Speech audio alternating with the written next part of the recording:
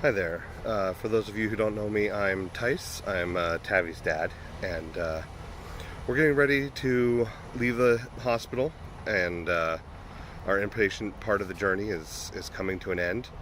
And it's been a strangely quick process and a long, drawn out saga at the same time. It feels like we've been in this situation for years and years, but it's also gone by in a wink.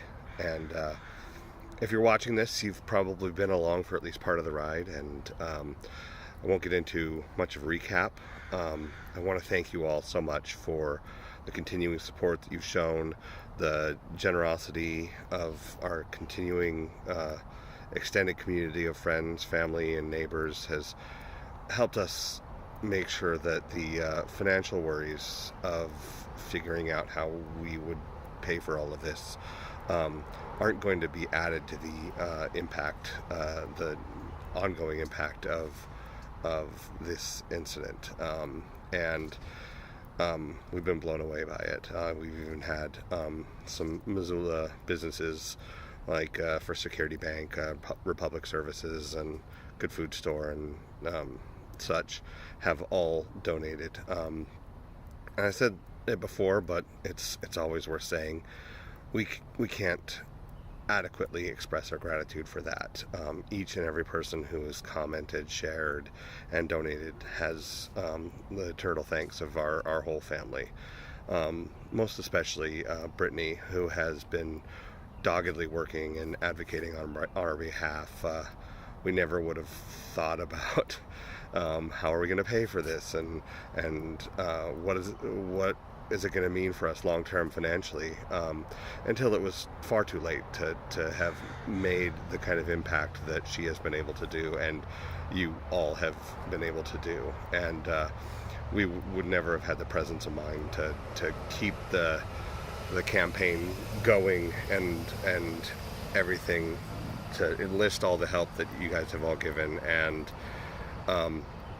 she's been a huge part in that, and helping us getting out from underneath the huge financial burden that events like this always seem to bring in this country. And she's been behind the scenes urging us to keep sharing stories and keep posting and keep updating, pulling them out of us in the kindest way possible, even when we didn't particularly feel like sharing, because we didn't want to pull our focus away from our incredible boy. And we're glad she did, and we're so thankful to her and all of you. We're also tired and worn thin by this whole process, and at this point, as we're getting ready to go, I was planning to simply express to all of you our gratitude, or to try again to do so, and to talk about our hope for what the future is bringing. And the first part of that is easy, and the second part is a little harder.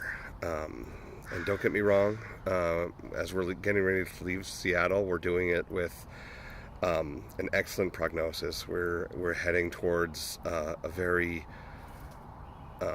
strong support network, both of family and friends and medical professionals in Missoula, who are going to help us with the next stage of our journey. And we have every expectation that Tavi's going to take this challenge on with the same level of carefree and hilarious gusto that he has shown us this whole time.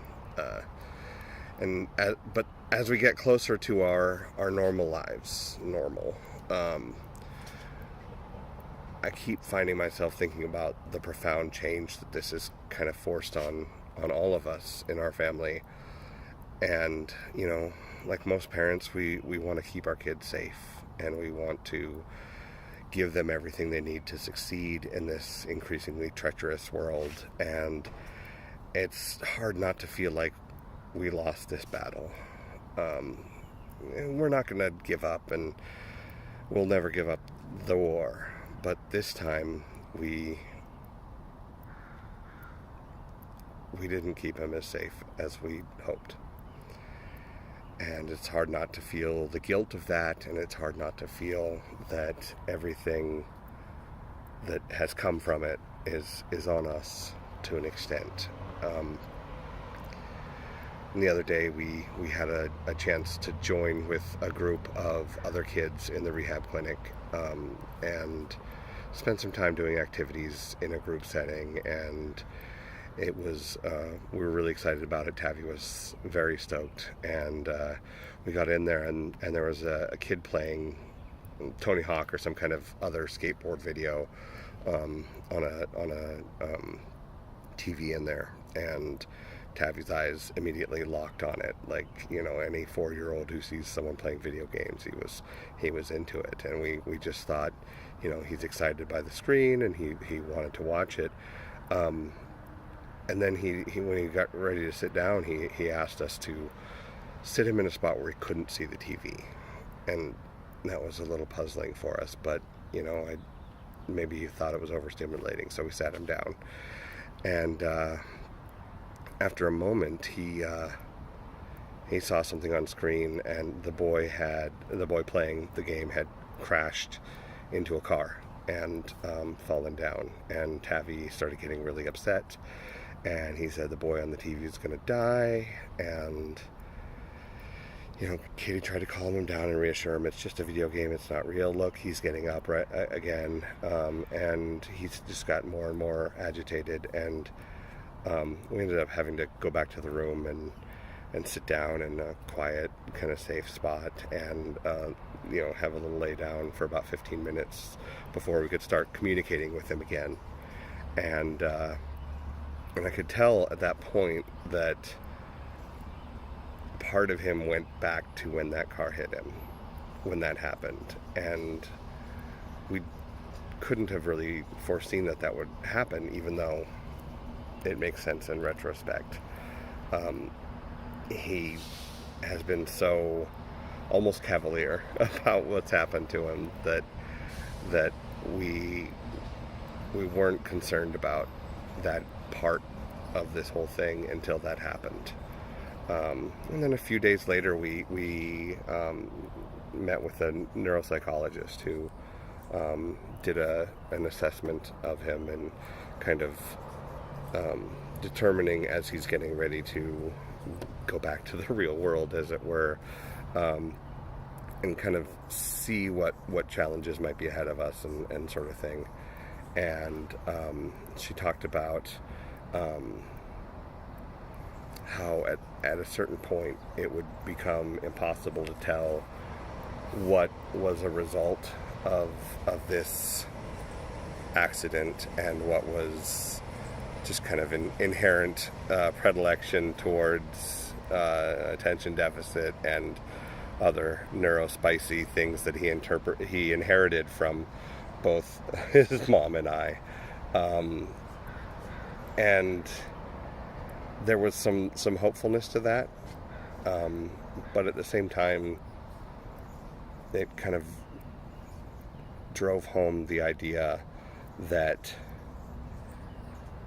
he has been changed by this, and it's so hard to talk about that and dwell on that at all. Up to this point, we've been focusing on the amazing progress he's made, and the grit and resolve that he's shown, and how focused he's been on working hard to get better so he can achieve his goals. He wants to run in the park again and climb and do all this stuff, and he's just pushing himself to get to that, and we've been focusing on that. We haven't thought much about the fact that his life has forever been altered by this. And, you know, that one moment has changed his trajectory completely, and ours with it. And we're ready to go into that with open eyes, and, you know, the determination and resolve that he's shown us. And we have every bit of hope that the impact is going to be minimal, and that he'll have an excellent chance of being happy and fulfilled, as much of a chance as he had had before. But there was a part of me that, when that realization struck, was just crushed by that knowledge, by that acknowledgement, and we're moving forward, and we're going to keep moving forward. We're going to give him every tool we can to help him through this, and we're going to give him every bit of love that we have, and we're going to be grateful for the support of our community and the staff at all three of the hospitals we've been to, and most of all, we're going to feel lucky and blessed that everything went as well as it did, because it truly, truly did. It was and is a terrible thing to have happen to you, but as we look at each and every frightening, stressful moment that we've been through in the past month, we know that it could have gone so much worse, and it's only after we get through it, okay, that we realize that. And at the same time, deep below that, and we both feel the sorrow of what could have been, of what he may have lost in this endeavor, and all of the hope in the world and the support in the world. It's helping us cope with that, but it doesn't get rid of that. Our lives have been forever changed, and we know that we'll get through it, and we know that we'll be stronger because of it. But it's hard to forget that it happened, and that it's hard not to wonder, what if it hadn't, and wonder if something that we never knew we had is gone. So that being said, we're not giving up. We're not going to stop, and we're so grateful for the support that you have all given us and shown us, and it would have been so much harder on our family without that. And so thank you for the bottom of my heart.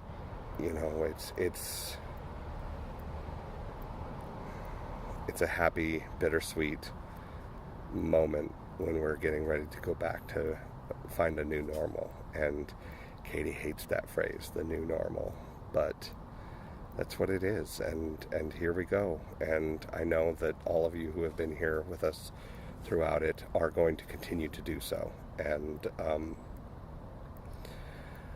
don't know what we'd do if that wasn't the case.